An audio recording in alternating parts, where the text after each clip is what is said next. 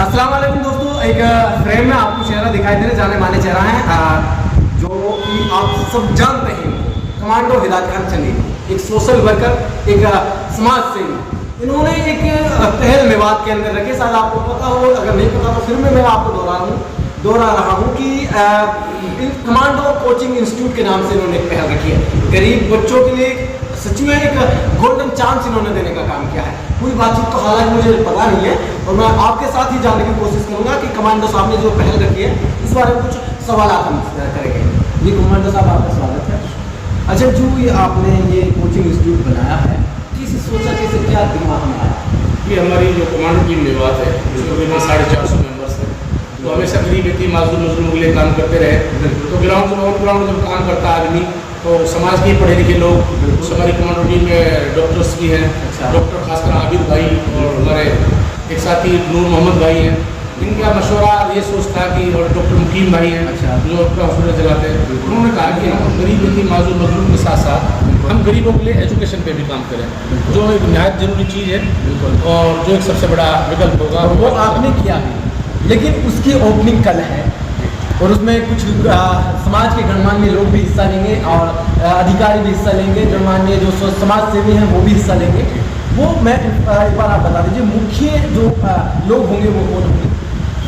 जिला नुह मेवात के हमारे डीसी साहब, अच्छा, एसपी साहब, बिल्कुल, जिला शिक्षा खंड अधिकारी हमारे चहल साहब, और हमारे हरियाणा के नंबर 1 समाज सेवी भाई हर्ष चिकारा जी। अच्छा, हर्ष चिकारा जी। और इनके साथ साथ ये तो हमारे जो मेन गेस्ट होंगे ही होंगे, जो मेन मुख्य होंगे, उनके साथ साथ हमारे पल्ला इंजीनियरिंग कॉलेज के डायरेक्टर होंगे। अच्छा, हमारे सालेडी कॉलेज जो महिला कॉलेज है उसकी डायरेक्टर मैडम नितिका जी होंगी, और उनके साथ साथ हमारे YMD कॉलेज के प्रोफेसर जो उनके प्रिंसिपल एजाज साहब होंगे, और शिक्षा से जुड़े हुए बहुत गणमान्य लोग होंगे, और कौम के जिम्मेदार, बहुत से सरपंच और बहुत से मौजूद लोग होंगे, और तीनों धर्मगुरु होंगे। अच्छा, जैसा कि चलिए तीनों धर्मगुरु हैं, मौलाना मुफ्ती जाहिद साहब, अच्छा, सरदार मलिक साहब, उसके बाद हमारे गौशाला में चेयरमैन साहब से मेरी बात हो गई।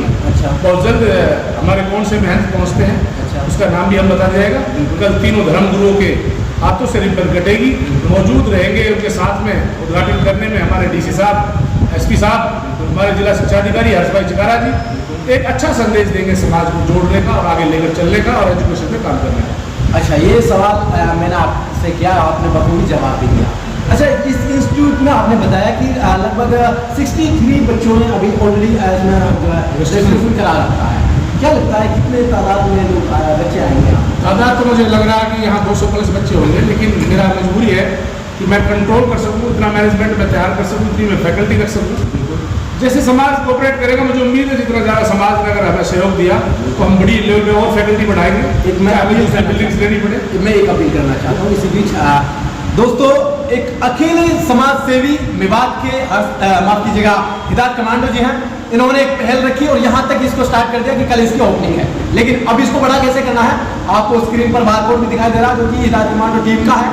आप इन पर इस बारकोड पर जितना आपसे हो सके 10, 20, 50, 100 जितना आप कर सके एक बार मदद जरूर करें, क्योंकि ये मेवात के भविष्य की बात है और मेवात के हालात बदलने की बात है। आप कंटिन्यू कर सकते हैं। जी बिल्कुल, मेरी अपील है।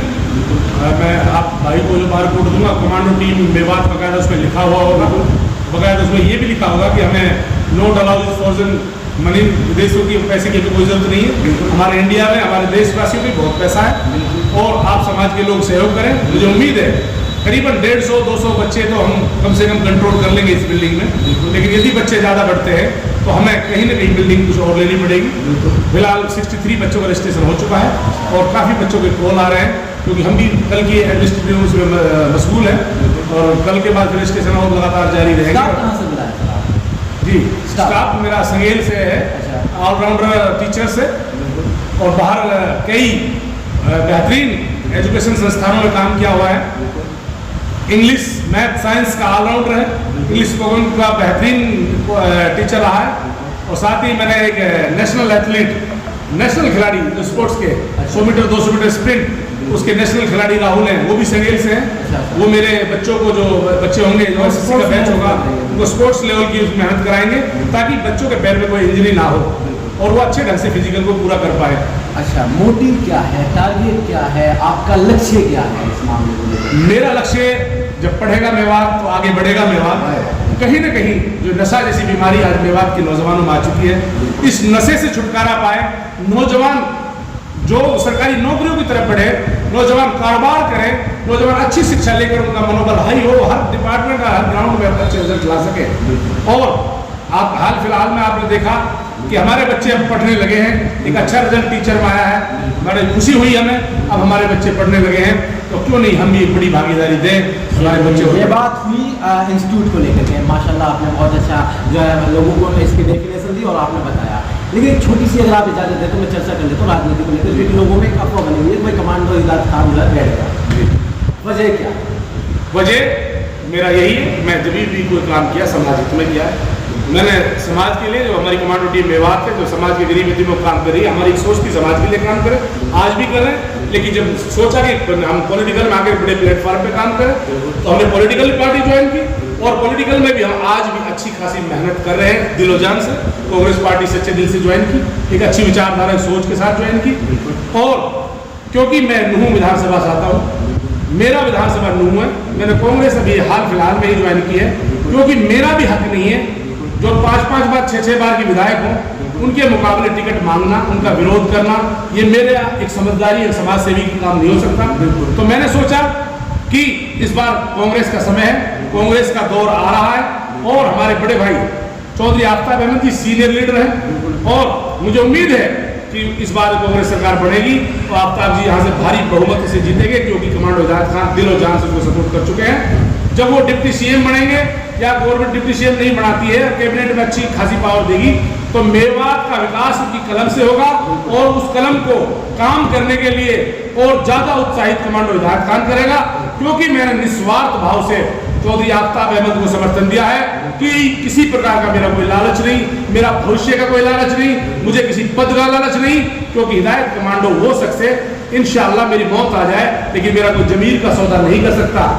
मैंने सिर्फ कौम की भलाई, इलाका मेवात की खुशहाली के लिए, मेवात तरक्की करे, और मैं इसके बीच रोड़ा ना बनूं, और इसके जो इसको जीतना दूं, और ये जीते और इसको जिताऊं, और ये मेहनत कर, जब आगे कैबिनेट मिनिस्टर बनेगा तो मेवात में काम होगा इंशाअल्लाह, मुझे पूरा भरोसा है। ठीक है, चलिए तमाम बातचीत के लिए बहुत बहुत शुक्रिया कमांडो साहब जी। कोई अंत में मैसेज अगर आप देना चाहते हैं तो वो दें, हमारा नाम है जी। मैं यही कहना चाहता हूँ आपके चैनल के माध्यम से, मेरे मेवात के नौजवानों, हिम्मत ना हारे।